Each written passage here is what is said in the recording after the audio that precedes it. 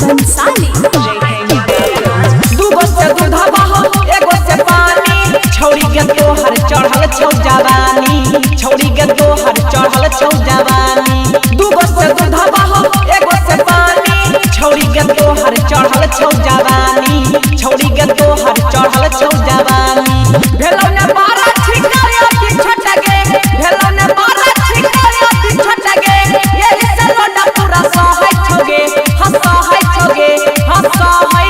छौगे अच्छा से पानी तोरा ऊपर से दूध कटारी से रोज तोरा बहै छौगे आ नीचा से पानी तोरा ऊपर से दूध कटारी से रोज तोरा बहै छौगे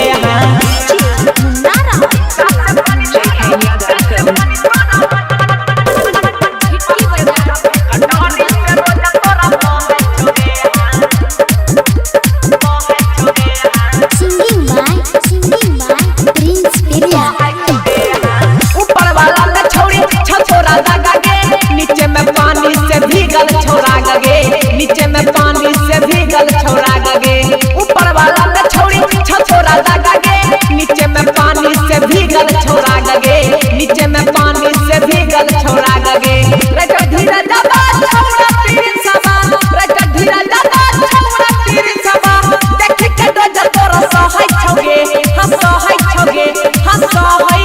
छौगे अच्छा से पानी तोरा ऊपर से दूध कटारी से रोज तोरा बहै छौगे आ नीचा से पानी तोरा ऊपर से दूध कटारी से रोज तोरा बहै छौगे JK Yadav Films